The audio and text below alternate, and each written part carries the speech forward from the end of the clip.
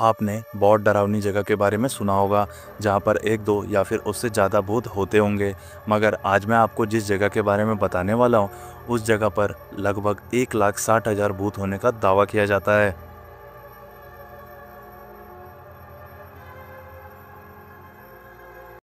नमस्कार दोस्तों, मैं हूँ आपका दोस्त रोहित और स्वागत है आपका हमारे इस चैनल पर। इटली के वेनिस शहर में बसा पोविग्लिया आइलैंड का एक भाग हमेशा रहस्य बनकर रह गया है। वेनिसियन खाड़ी में बसे इस आइलैंड को एक छोटी सी नहर दो भागों में बांटती है। पोविग्लिया आइलैंड का इतिहास 421 से मिलता है। इटली में जब युद्ध होता था तब उस युद्ध से बचने के लिए बहुत सारे लोग इस आइलैंड पर आकर निवास किया करते थे। 1379 तक आते आते यहाँ पर एक फलता फूलता शहर बस चुका था। धीरे धीरे अन्य समुदाय के लोगों ने यहाँ पर अपना अधिकार जताने के लिए इस आइलैंड पर हमला कर दिया, जिस वजह से वहाँ की आबादी धीरे धीरे खत्म होने लगी। जो लोग इस हमले से बच गए वो यहाँ से कहीं और शिफ्ट हो गए।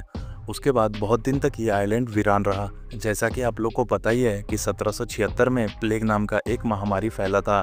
उस समय इटली के सरकार ने प्लेग से पीड़ित लोगों को इस आइलैंड पर क्वारंटाइन करने का फैसला किया था। धीरे धीरे करके इस आइलैंड पर प्लेग से पीड़ित लोगों की आबादी लगभग 1 लाख पार हो चुकी थी। धीरे धीरे करके यहाँ पर एक ऐसा समय आ गया था कि और लोगों को रखने के लिए यहाँ पर जगह ही उपलब्ध नहीं थी। तो इटली के सरकार ने फाइनली ये डिसीजन लिया कि जिन लोगों को बचाया नहीं जा सकता है उनको जला दिया जाए, जिस वजह से यहाँ पर बहुत सारे लोगों को जिंदा जला दिया गया। ऐसा कहा गया है कि यहाँ पर लगभग 1,60,000 लोगों को जिंदा जला दिया गया था, जिस वजह से बहुत सारे लोगों का मानना है कि यहाँ की मिट्टी 50% लगभग इंसानी राख की बनी हुई है। कई साल बाद यहाँ पर एक मेंटल हॉस्पिटल बनाया गया था जो कि लगभग 1960 में जाकर बंद हो गया। कई सारे अफवाहों से पता चलता है कि यहाँ पर जो डॉक्टर्स मेंटल हॉस्पिटल में होते थे वो कुछ मरीजों पर बहुत ही ज़्यादा दर्दनाक एक्सपेरिमेंट किया करते थे, जिस वजह से बहुत सारे मरीज इस एक्सपेरिमेंट के वजह से मर गए और कई सारी मरीजों ने आत्महत्या कर लिया। बाद में ऐसा भी कहा गया था कि मरने के बाद वो मरीज वहाँ के डॉक्टर्स को बहुत ही ज़्यादा परेशान करते थे, जिस वजह से एक डॉक्टर ने 1930 में घंटाघर से कूदकर जान दे दिया था। और बहुत सारे कर्मचारियों का कहना था कि वहाँ पर शाम होने के बाद बहुत ज़्यादा चीखने चिल्लाने की आवाज़ें उन्हें सुनाई देती थी और उन्हें अननेचुरल एक्टिविटीज़ होने का भी एहसास हुआ करता था, जिस वजह से वो लोग वहाँ पर चैन से रह नहीं पाते थे। इस आइलैंड को कुछ समय तक सेल्फ असाइलम के लिए भी प्रयोग किया गया, लेकिन बहुत सारी अननेचुरल गतिविधियां होने के कारण इस आइलैंड को फाइनली फिर से वीरान कर दिया गया।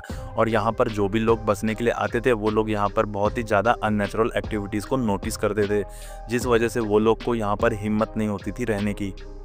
इटली के सरकार ने इस आइलैंड पर कई बार बसाने की कोशिश की, मगर इन सब गतिविधियों की वजह से यहाँ पर कोई आज तक बस नहीं पाया। बहुत सारे घटनाओं की वजह से पोविग्लिया आइलैंड का ये हिस्सा हमेशा प्रतिबंधित रहा है। आप यहाँ का खौफनाक मंजर इस तरह से समझ लीजिए कि अगर यहाँ पर कोई मछली पकड़ने भी गलती से चला जाए तो उनके जाल में सिर्फ हल्की हड्डियाँ ही मिलती थी।